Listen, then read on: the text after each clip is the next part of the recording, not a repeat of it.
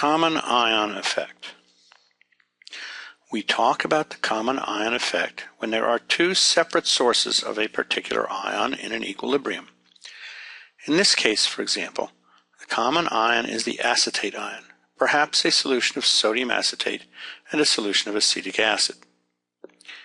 If we have this separate source of one of the ions in an equilibrium, then Le Chatelier's principle tells us what would happen to the equilibrium when we add the common ion to the equilibrium.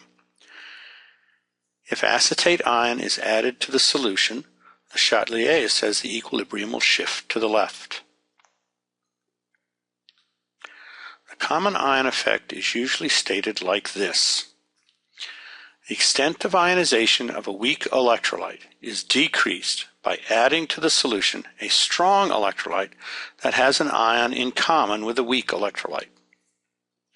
This means that less of the weak electrolyte, like a weak acid for example, will dissociate if there is another source of one of the ions it breaks up into.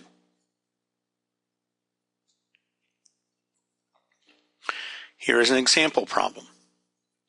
Calculate the fluoride ion concentration and the pH of a solution that is 0.20 molar in HF and 0.10 molar in HCl.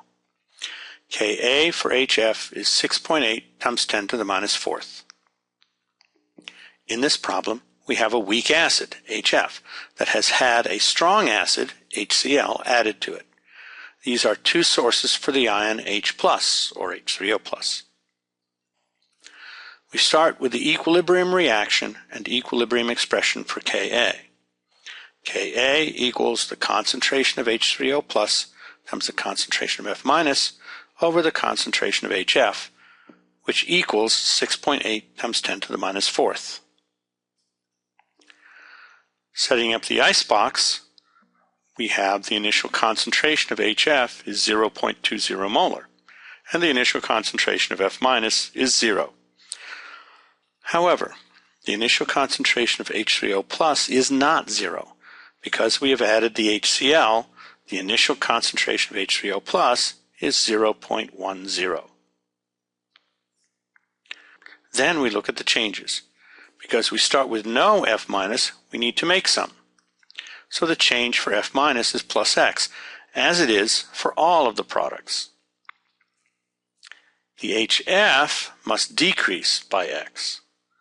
Finally, we get the relationships for the equilibrium concentration of each substance.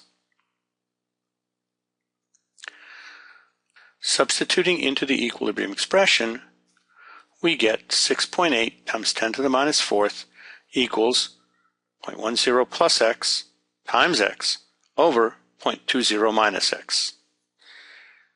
If we make the usual assumption that X is small compared to the initial concentration of HF, it should also be small compared to the initial concentration of H3O+. So we can simplify the expression to a linear one in X and solve for X. So X equals 1.4 times 10 to the minus third.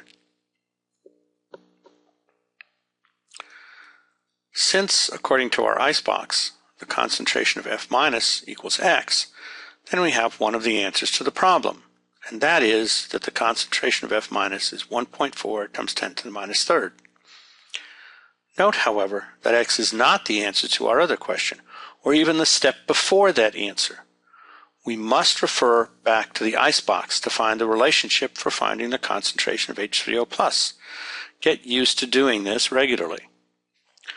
We find that the concentration of H3O+ is 0.10 plus X, or 0.10 plus 0.0014, which, when we round to the correct place, leaves us with the concentration of H3O+ equal to 0.10. We then find the pH, which is 1.00. We should always check that the assumption is a good one by finding the percent dissociation of HF, which in this case is 0.7%, an excellent assumption. We should also check against the H3O+, which would give us 1.4%, still well within the very good category. How does this compare to a solution that just contains HF? If we set up our icebox for that system, we find that there is a significant difference in the initial concentration of H3O+, and this leads to a difference in the equilibrium concentration of H3O+.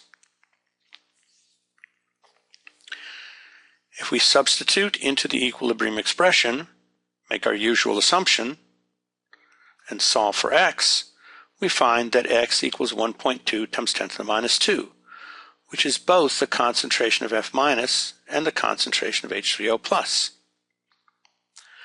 We find a pH of 1.93 and a percent dissociation of 6%. If we compare these answers to the solution with the extra H+, we see that clearly the added common ion has a significant impact.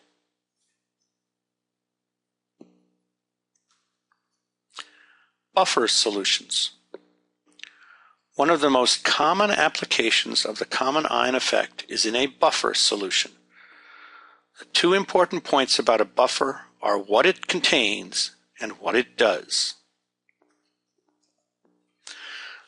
A buffer contains a weak acid and its conjugate base, or a weak base and its conjugate acid. It must contain both parts of the weak acid-base conjugate pair. Buffers are important because they resist changes in pH even when some strong acid or strong base are added to the solution.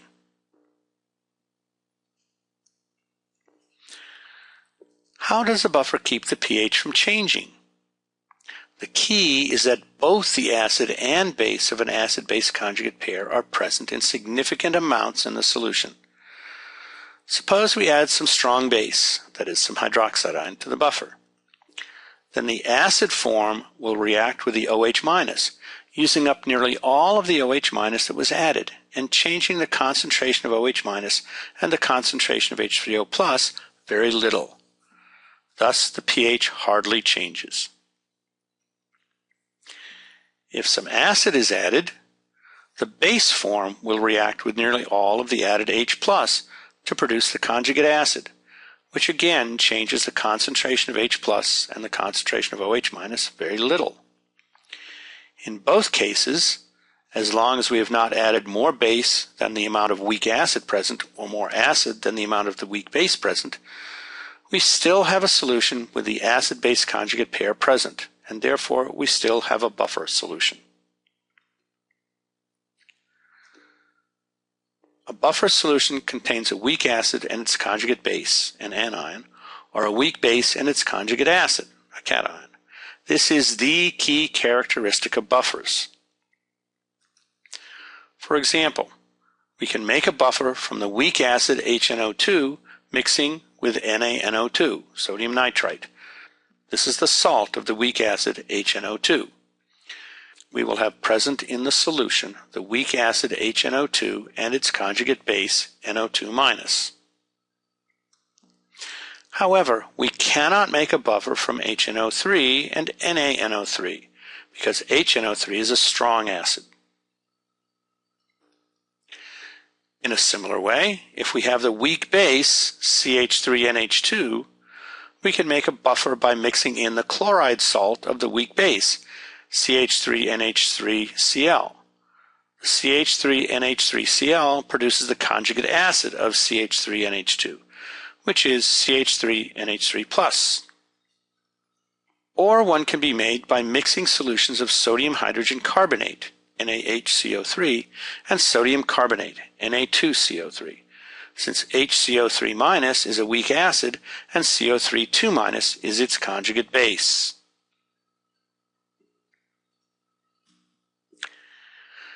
Because any mixture of substances that will produce a weak acid-base conjugate pair will be a buffer.